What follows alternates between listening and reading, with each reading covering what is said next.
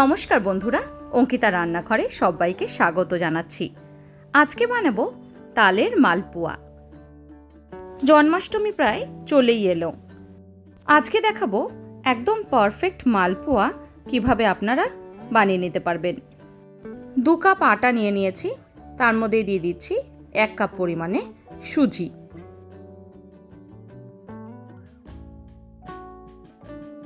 লাগছে 1 কাপ পরিমাণে চিনি কিন্তু আপনারা ডাস্ট করেও ব্যবহার করতে পারেন। এবার খুব ভালোভাবে এই সমস্ত কিছু মিশিয়ে নেব। এই সময় চাইলে কিন্তু আপনারা নুনটাও ব্যবহার করতে পারেন। আমি এখন নুনটা দিয়ে দিলাম। আবারও খুব ভালোভাবে সব কিছু মিশিয়ে দিচ্ছি। এবার দিয়ে দিচ্ছি আগের থেকে বার করে নেওয়া তালের পাল্পটা। মালপোয়া বা যে কোনো বড়া বানানোর সময় চেষ্টা করবেন খুব কম জলের সাহায্যে যাতে পাল্পটা বার করে নেওয়া যায়। একবারে পুরো পাল্পটা দেবেন না, অল্প করে দিতে থাকবেন, তারই সঙ্গে অল্প অল্প করে কিন্তু মাখতে থাকবেন। মালপোয়াটা বানানোর সময় কিন্তু কোনো রকমের জলের ব্যবহার করবেন না, তাহলে কিন্তু টেস্টের অনেকটাই পরিবর্তন হয়ে যায়। তালটা দিয়ে যখন ভালোভাবে মাখানো হয়ে যাবে সেই সময় দিয়ে দেব দুধটাও কিন্তু 1 কাপ পরিমাণেই ব্যবহার করব, কিন্তু অল্প অল্প করে দেব আর মাখতে থাকবো। পুরো দুধটা কিন্তু একবারে দেবেন না। দেখুন অল্প করে দিয়েছিলাম দুধটা, আবারও অল্প দুধ দিয়ে দিচ্ছি। এইভাবে কিন্তু 2-3 বার অল্প অল্প করে দুধ দেব আর মাখতে থাকবো।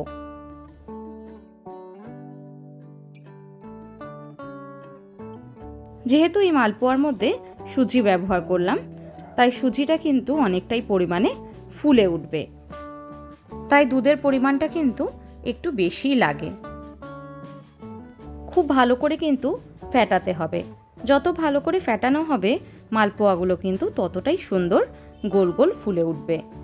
খুব ভালোভাবে মাখিয়ে নিয়েছি। এবার দিয়ে দিচ্ছি 1 চামচ পরিমাণে মৌরিটা দিলে কিন্তু টেস্টটা অনেকটাই ভালো আসে, তাই চেষ্টা করবেন মৌরিটা যাতে ব্যবহার করা যায়। আবারও খুব ভালোভাবে মাখিয়ে নিলাম সব কিছু।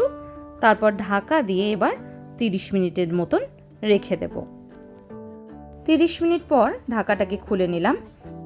দেখুন কত সুন্দর ঘন একটা কনসিস্টেন্সি হয়ে গেছে। এই রকম করে কিন্তু বানাতে হবে।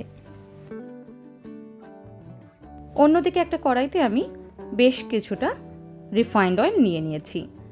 মালপোয়াগুলো যেহেতু ডুবো তেলে ভাজবো, তাই তেলের পরিমাণটা কিন্তু একটু বেশি নিয়েছি। এবার হাতের সাহায্যে খুব আলতোভাবে কিন্তু তেলের মধ্যে দিয়ে দিতে হবে।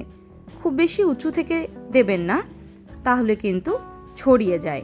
একটু চেষ্টা করবেন হাতাটাকে তেলের মধ্যে নিয়ে তারপরে এইভাবে দিতে। বড় কড়াই যেহেতু আমি নিয়েছি, তাই একসাথে কিন্তু 5 থেকে 6টা অনায়াসে হয়ে যাবে।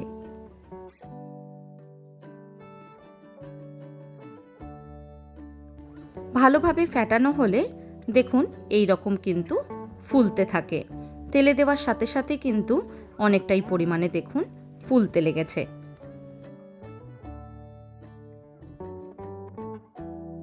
এক এক করে সবকটা মালপোয়া আমি দিয়ে দিলাম।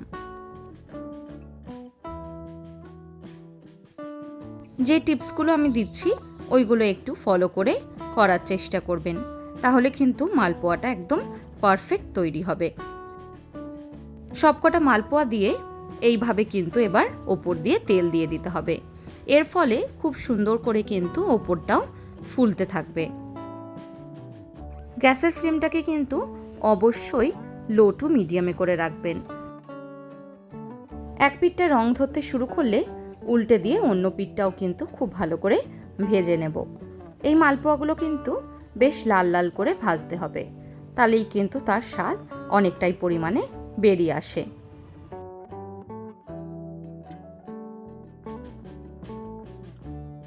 দেখুন মালপোয়াগুলো কিন্তু বেশ সুন্দর করে লাল লাল হতে শুরু করে দিয়েছে। এইভাবে একটু লাল লাল করে ভেজে নিলে ওপরটা খুব সুন্দর কিন্তু মুচমুচে হয়, আর ভেতরটা কিন্তু খুব সুন্দর নরম হয়। মালপোয়াগুলো ভাজা হয়ে গেলে এক এক করে তেল থেকে এবার তুলে নেব। দেখুন মালপোয়াগুলো কি সুন্দর গোল গোল হয়ে ফুলে উঠেছে। আর এইভাবে বানালে কিন্তু খুব কম তেলেই আপনারা মালপোয়াগুলো ভেজে নিতে পারবেন, তেলও খুব বেশি কিন্তু টানবে না। এইভাবে কিন্তু আপনারা তালের মালপোয়া বানিয়ে গোপালের সামনে নিবেদন করতে পারেন। আজকের মতন এইটুকুই, আবার দেখা হবে অন্য কোনো দিন অন্য কোনো রেসিপি নিয়ে। ভালো থাকবেন, সুস্থ থাকবেন, ধন্যবাদ।